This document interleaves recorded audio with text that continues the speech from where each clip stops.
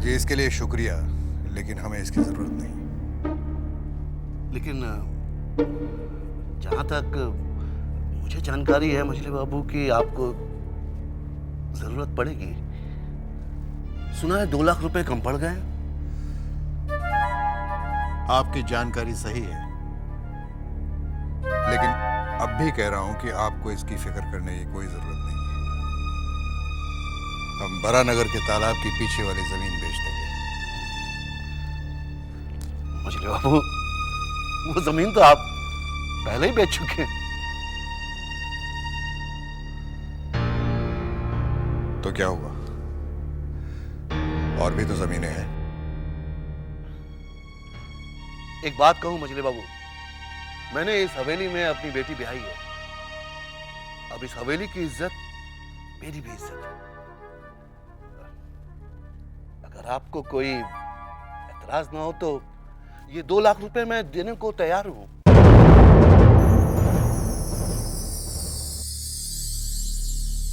नहीं नहीं, मेरा यकीन कीजिए, मैं हिस्सेदार या भागीदार नहीं बनना चाहता। आप इसे उधार समझ के ही ले लीजिए।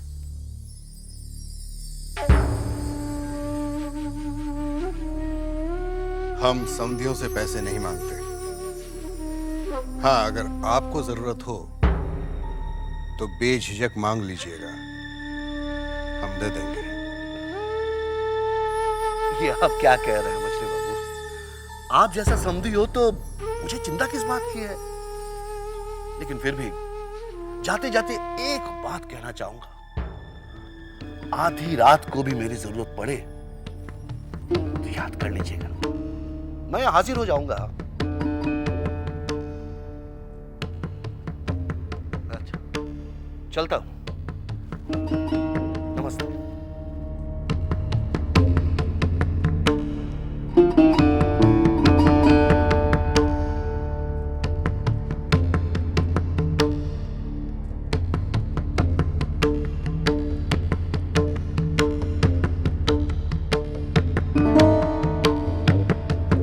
नमस्ते।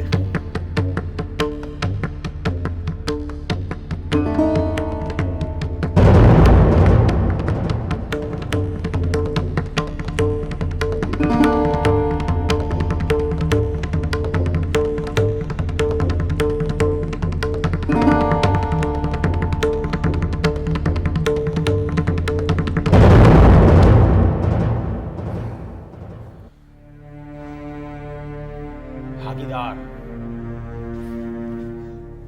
मुझे भागीदार नहीं बनाएंगे वो लोग, मुझे। अरे आपको तो छोड़िए, वो नन्हे बाबू के ससुर हाबुल दत्त को किनारा करके अकेले ही खान खरीदना चाहते हैं। नहीं होने दूंगा मैं, बिल्कुल नहीं होने दूंगा मैं। मेहनत मैं करूं और पूरी की पूरी मिलाई वो खा जाए। अरे आप घबराते क्यों हैं? आपको और हाबुल दत्त को भागीदार बनाना ही होगा। क्यों? अरे देखिए, खान खरीदने के लिए 10 लाख चाहिए और सारा कुछ बेच कर भी 10 लाख नहीं पूरा हो सकेगा। लेकिन अब उन्हें यह खरीदना ही होगा, क्योंकि बात अब जमींदार घराने की इज्जत पर आ गई है। हालांकि नन्हे बाबू ने कहा भी है कि वो, बस यही बात पसंद है मुझे जमींदारों की। साहब जी, नन्हे बाबू आए। अरे बाप रे, सरकार मुझे कहीं छुपा दीजिए। अगर नन्हे बाबू ने मुझे कहीं देख लिया तो गड़बड़ हो जाएगा। अरे सुनो तुम, उस वेले से तुम्हें जितना कमाना था तुमने कमा लिया। अरे हुजूर, वो सब तो खुरचन खाया था, मलाई खाने का समय तो अब आया है। अरे आपने वो कहावत नहीं सुनी है, घर का भेदी लंका ढाए? अरे जब भेदी ही नहीं रहेगा तो लंका क्या खाक ढाएंगे? तो समझदारी की बात कर लेते हैं। जी हुजूर। शिपो, उधर उधर उधर, यहाँ देखें। मुबारकबाद। मुबारकबाद? किस बात की मुबारकबाद दे रहा है यार? बैठो तो सही। बाप बनने की तुमने मुझे बताया नहीं, दोस्त होगा तुम्हारा।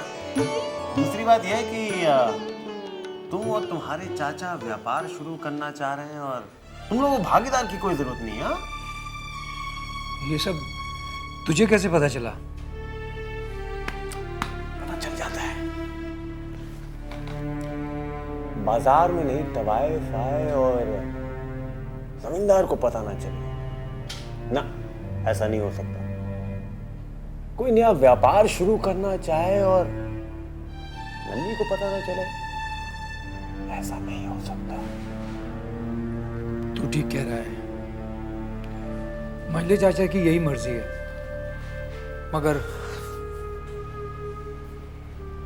मगर क्या? यार नन्ही, मुझे 2 लाख रुपयों की बहुत सख्त जरूरत है।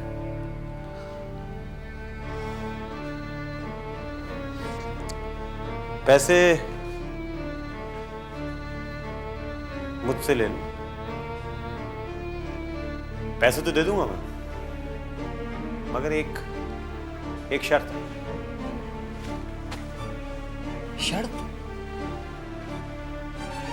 कैसी शर्त?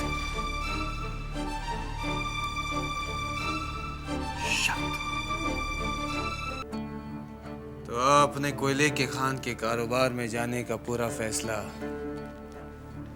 कर ही लिया। वक्त की नजाकत को देखते हुए हमें ये फैसला करना पड़ा छोटे, और हम चाहते हैं कि तुम भी वक्त की नजाकत को समझने की कोशिश करो। पीना कम करो, पियो, लेकिन इतनी भी मत पियो कि नौकर चाकरों के सहारे तुम्हें घर के अंदर आना पड़े। हमने आज तक तुमसे कुछ नहीं कहा, तुमसे कोई शिकायत नहीं की, लेकिन आज कर रहे हैं क्योंकि हम बहुत अकेले पड़ गए छोटे, बहुत अकेले पड़ गए। अब हम चाहते हैं कि तुम हमारे साथ रहो, हमारी मदद करो। ये चुन्नी बाई के यहां जाना कम करो, जाओ, लेकिन रोज रोज का जाना अच्छा नहीं है, और थोड़ी खर्च पे पाबंदी लगाओ। यही कहने के लिए तुम्हें बुलाया था छोटे। तुम्हारी तबीयत कैसी है अभी? थोड़ी बहुत ठीक है। भगवान का लाख लाख शुक्र है। चलता मैं।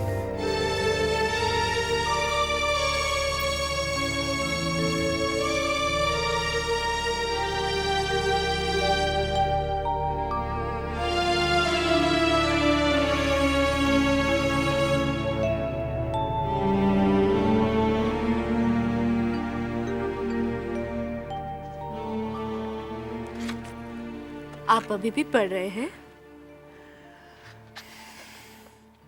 देखना चारू, मैं अब कितनी मेहनत करूंगा। मुझे बहुत तरक्की करनी है। मंजले चाचा को भी ना एक दिन इस बात का एहसास करा दूंगा। मेरे ऊपर विश्वास करके उन्होंने कोई गलती नहीं की। आपके आत्मविश्वास को देखकर मुझे बहुत खुशी हो रही है, और मुझे पूरा विश्वास है आप बहुत तरक्की करेंगे।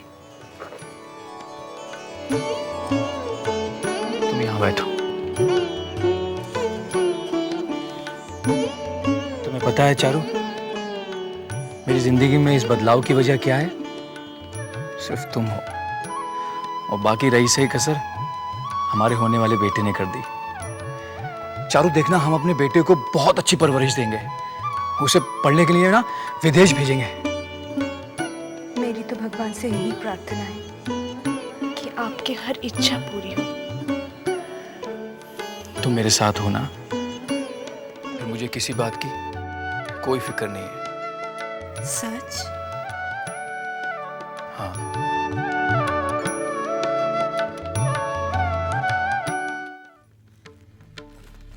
छोटे सरकार कौन सा जूता पहनेंगे? ये वाला पहना दो। बहुत पुराना है, बहुत बार पहन चुके हैं। ये दूं क्या? ये नया है। ये बना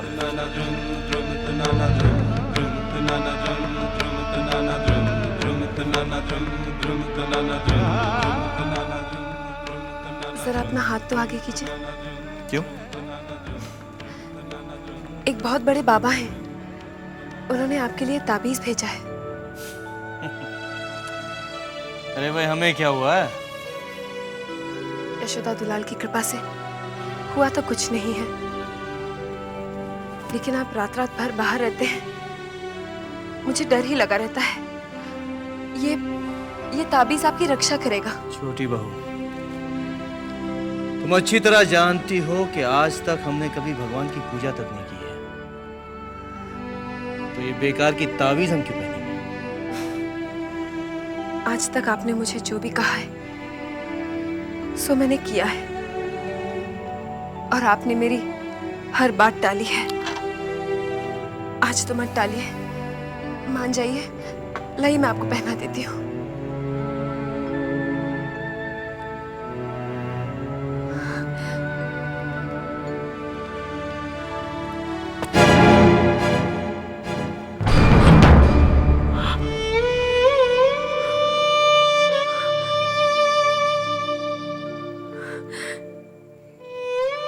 यशोदा दुलाल, माफ कर देना पापा। छोटी बहू रानी की हालत अब और देखी नहीं जाती। क्या से क्या हो गया, सब कुछ हाथ से बेहाथ हो गया। जब पहले छोटी बहू रानी को देखते थे तो उसके रूप में एक देवी नजर आती थी। साले साहब शाम को जब पूजा पाठ करके प्रसाद की थाली लेकर ऐसे सामने आती तो ऐसा लगता है जैसे सामने कोई देवी खड़ी है।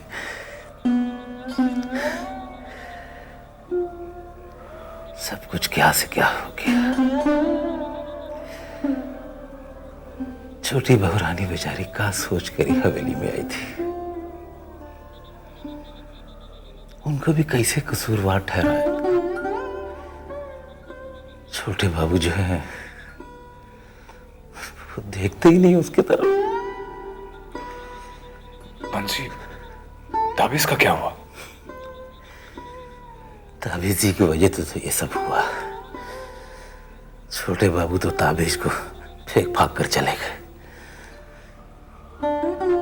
छोटी बहू रानी का चेहरा देखने के लायक था। वो तभी से पीना शुरू किए और पिए जा रही है, पिए जा रही है।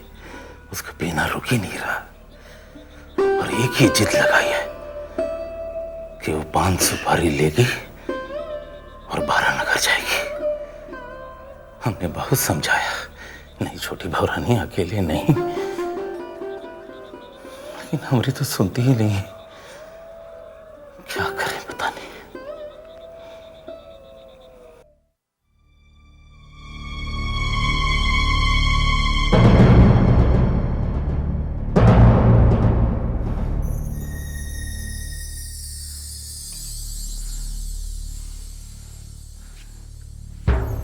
ये क्या छोटी बहू, आपने इतनी पी रखी है, ऐसे में आप वारानगर कैसे जाएंगी?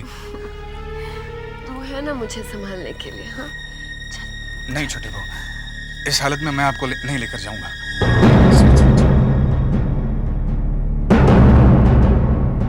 अरे खुद ही देखेगी, मुझे भी बताना अंदर क्या चल रहा है। रुक रुक रुक, अंदर शराब चल रही है। क्या? आपने 5 सुपारी मंगवा के रखी है? तो कल ही से तैयार है। चल। छोटी बहू, एक बात कहना चाह रहा था। अब मेरा यहाँ आना ठीक नहीं होगा। क्यों ठीक नहीं होगा? छोटी बहू, मुझे ऐसे लगता है कि यहाँ मुझे लेकर बातें होती है। अच्छा, भाईराम, साली साहब कह रहा है मेरा यहाँ ना भी ठीक नहीं। दीदी चुप चुप चुप। सबके सब चुगलखोर हैं, चोरी छुपे बातें करते हैं। देख, तू घबरा मत, मैंने खिड़की दरवाजे बंद कर दिए हैं। हाँ, अब हम जा सकते हैं। बड़ी माँ, क्या? मैंने भूतनाथ बाबू को छोटी बहू के कमरे के अंदर जाते देखा। भूतनाथ छोटी के कमरे में क्या कर रहे हैं दोनों? दोनों खूब शराब पी रहे हैं। छोटी ने तो सारी इज्जत उतार के रख दी है। अच्छा ठीक है, तू जा। ठीक है, जाती हूँ बड़ी माँ।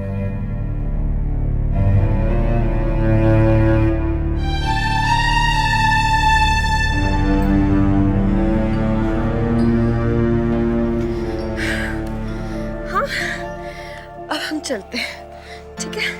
चल उठा रहे 5 सुपारी का डब्बा। छोटे भाई अब और नहीं पियेंगे, अब लाइए इधर। क्या करता है रे? चलो ठीक है, चल चल तो।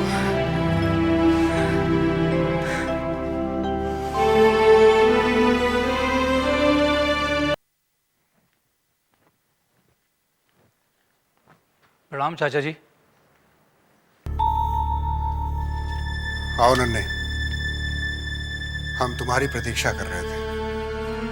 मैं अभी आया, मुझे आपका संदेश मिला। जी कहिए। वो हाबुल दत्त को हमने बुलाया था ये कहने के लिए कि हमें भागीदारी नहीं चाहिए, लेकिन जो बात हम लोगों को पता थी वो उस तक कैसे पहुंची? कौन सी बात? वो 2 लाख रुपए वाली बात। वो चाचा जी बातों ही बातों में मेरे ही मुंह से निकल गई थी। नन्हे, तुम समझदार हो, तुम्हें इस चीज का ख्याल रखना है कि घर की बात घर की 4 दीवारी में रहे तो अच्छा है, बाहर गई तो समझो इज्जत गई। मैं माफी चाहता हूँ चाचा जी। आइंदा ख्याल रखना। वो 2 लाख रुपए की पेशकश कर रहा था, हमने इनकार कर दिया। चाचा आप 2 लाख रुपयों की फिक्र ना कीजिए। क्यों फिक्र न करें? मैंने 2 लाख रुपयों का इंतजाम कर लिया है। तुमने कर लिया? कैसे कर लिया भाई इंतजाम? वो चाचा जी मेरे कई दोस्त थे ना, मैंने उनको कई साल पहले कुछ रुपया उधार दिया था। अभी मुझे जरूरत थी, मैंने उनसे मांगा और उन्होंने मुझे दे दिया। एक चीज का ख्याल रखो नन्हे, ये उधार दिए हुए पैसे हैं जो, उन्हें भूल जाया करो, मांगा मत करो। मांगने में बड़ी शर्म आती है। जाओ यहां से।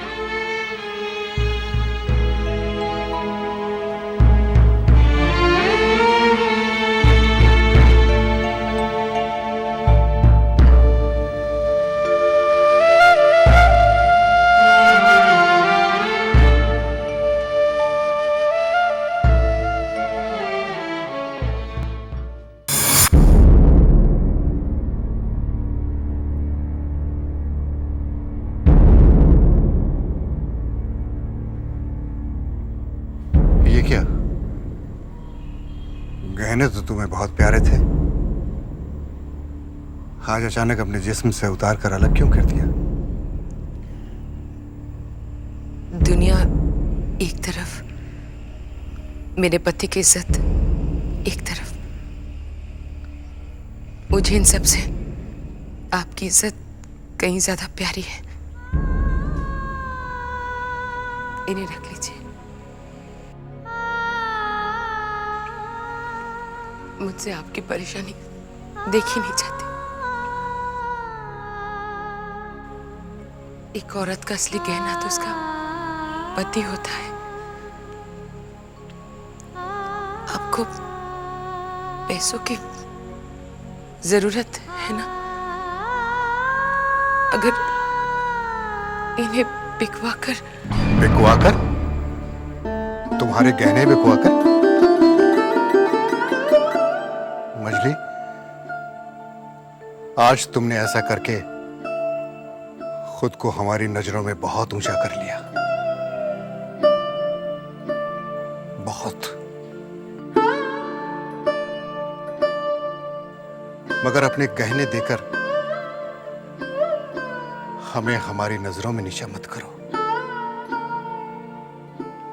मत करो हमें हमारी नजरों में नीचा।